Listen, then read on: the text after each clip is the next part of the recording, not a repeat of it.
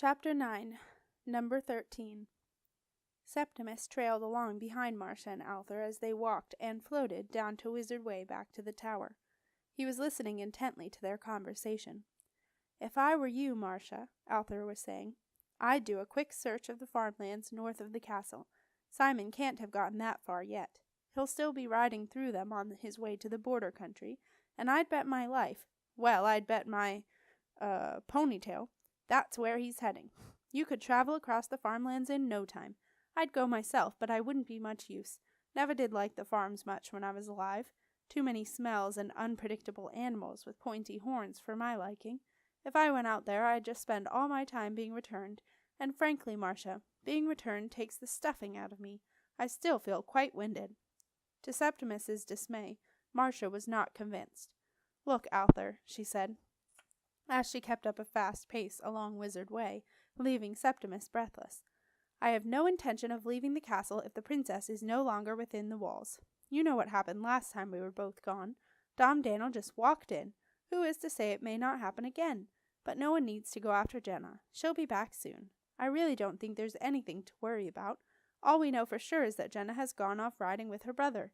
"Adoptive brother," interrupted Arthur.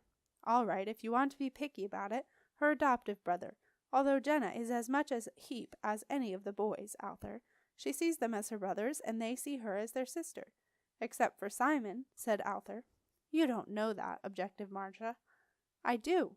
"Oh, don't be so awkward, Arthur. How can you possibly know that? Anyway, as I was saying, Jenna has gone off riding with her adoptive brother, and all we know is that he didn't want her to get off the horse when Septimus asked her to.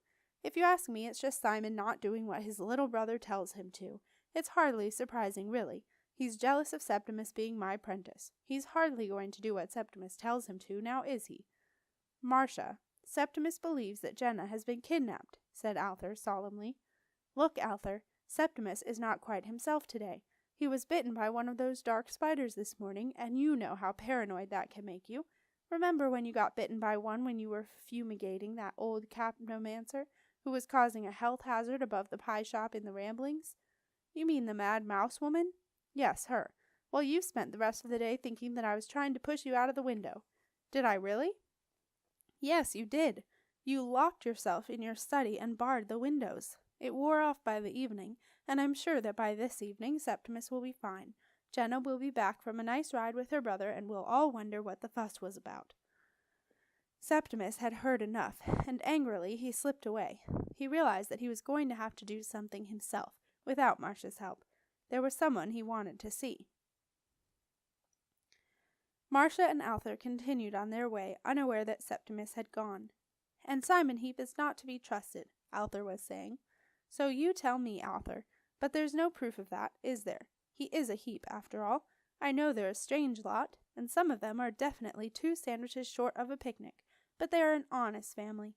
After all, they are an ancient wizard tribe." "Not all wizards are good wizards, Marsha, as you know to your cost," said Arthur. "I'd very much like to know what Simon has been doing for the last year or so, and why he's turned up here all of a sudden, just before Midsummer's Day. I still think it was Simon who betrayed you in the marshes." "Nonsense. Why would he do that?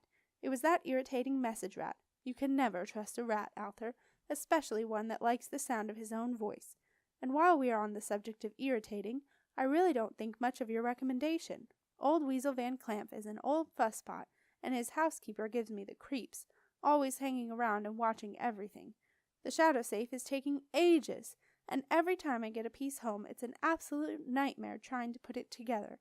I still haven't managed to get the last bit to fit properly. Those safes are complicated things, Marsha. Anyway, there's no alternative. Weasel's family has been making them for generations. They invented the amalgam, and no one else knows the formula. His father, Otto, rid me of a particular nasty spectre, and it took him 2 years to sort it out. It takes time, Marsha. You have to be patient." "Perhaps," snapped Marsha. "Or perhaps I should just get something simple from the Manuscript Aureum." "No," said Arthur, very definitively. "A shadow safe is the only thing that will get rid of a shadow permanently, and that is not suitable work for the Manuscript Aureum. Anyway, there is something about that chief hermetic scribe that bothers me." "Really, Arthur, you are in a suspicious frame of mind today.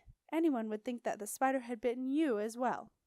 Arthur could see he was going to get nowhere with Marsha. He knew very well how stubborn she could be at times. They had had many battles in the past when he was the extraordinary wizard and she was his apprentice, and even then he had not always won. Now that he was a ghost, he had no chance at all. It was Marsha who was now the extraordinary wizard, and if she thought she knew best, which of course she always did, then Arthur was going to have to put up with it. "I'll be off then, Marsha," said Arthur a little sulkily, and then, noticing that Septimus was no longer following, he asked, "Where's the lad gone?" "I told you, Arthur, it's his day off. I imagine he's gone to see his mother," said Marsha briskly. "Now, if you'll excuse me, I have work to do. I'll see you later, Arthur." "Possibly," Arthur replied grumpily. He watched Marsha stride off into the great arch, with her purple robes flowing behind her, and just visible as she entered the shade of the arch, a dimness following her. Arthur sighed. The shadow was getting stronger. If he squinted and looked sideways, he could almost see an outline of a large shambling figure, matching Marsha step for step as she strode through the arch. The sooner the shadow safe was finished, the better. Arthur rose up into the air and flew as fast as he could down Wizard Way, to try and shake off the feeling of foreboding that had taken hold of him. As he shot past the front of the magical Manuscript Aureum and Spellcheckers Incorporated, he was too preoccupied to notice Septimus Heap's green-robed figure disappearing through the door. Inside the Manuscript Aureum, Septimus stood still for a moment to allow his eyes to adjust to the gloom. He was in the small front office where customers came and placed their orders for new spells, brought old, unstable spells to be checked out, and ordered copies of formulas, conjurations, incantations, and even the odd poem. To Septimus's surprise, the office was empty, so he walked through to the small door at the back and peered around. The Manuscriptorium was quietly busy. All Septimus could hear was the scratching of nibs on paper, and a few muffled coughs and sneezes as the summer cold that always spread through the Manuscriptorium lingered on.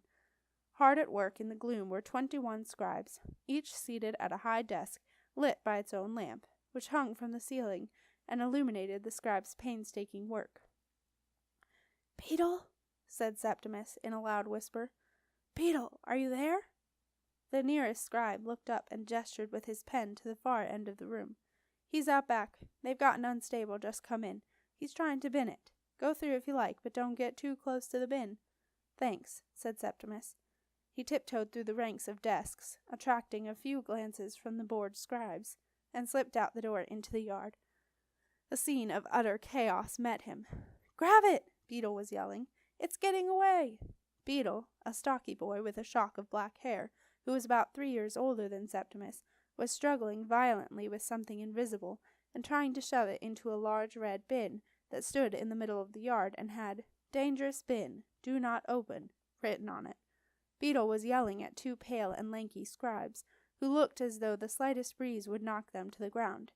"Want a hand, Beetle?" asked Septimus. Beetle glanced up and looked at Septimus gratefully.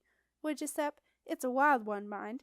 An invisible Bog Rider, we think. Some idiot dug it out yesterday and revived it.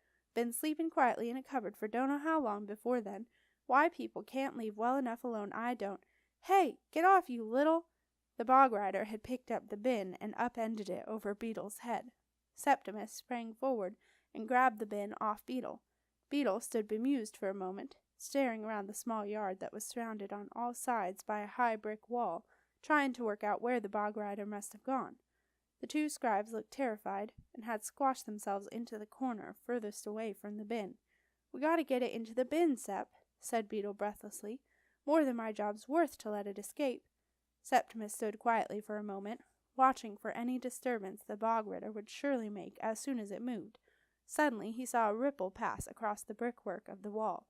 Septimus sprang forward, picked up the bin, and ran to the corner where the 2 scribes were cowering.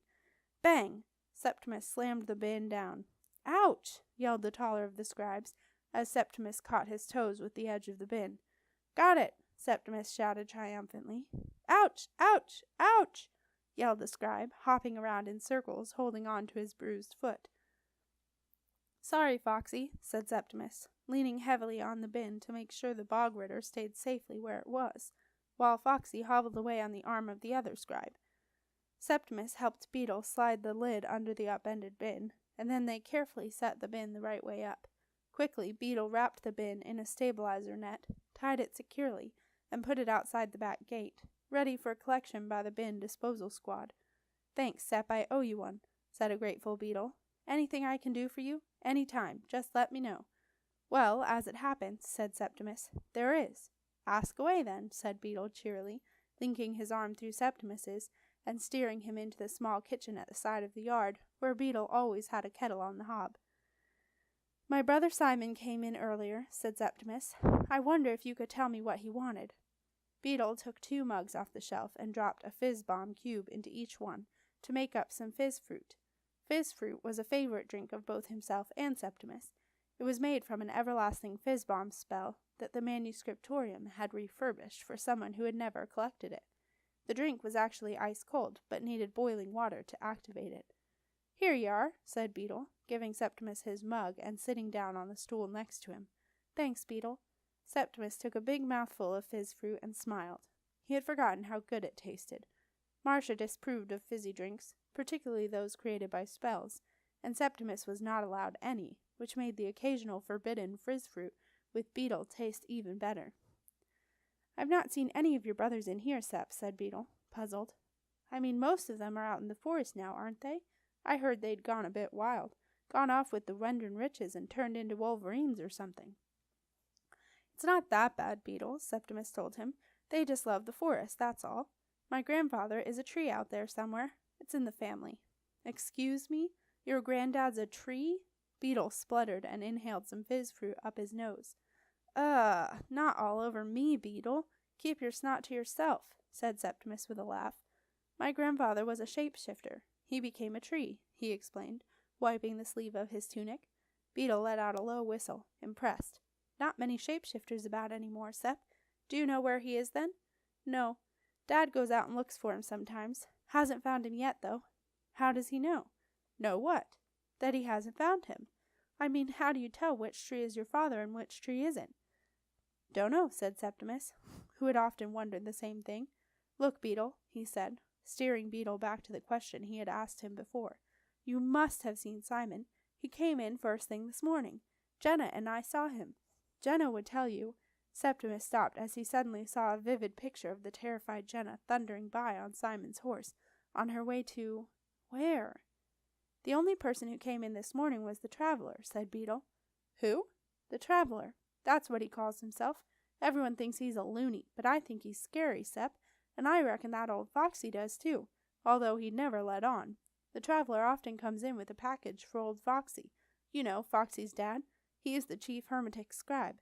They spend ages in the hermetic chamber, and then the Traveler goes off again. Never says a word to anyone. Weird. Old Foxy looks white as a sheet after he's gone."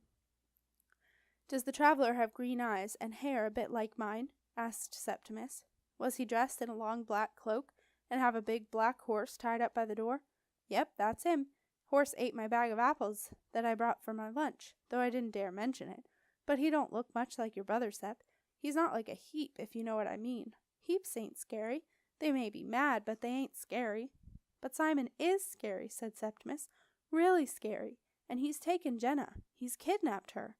Beetle looked shocked. "The princess?" he gasped. "The Travelers kidnapped the princess? I don't believe it." "That's the trouble," said Septimus. "No one will believe it. Not even Marsha."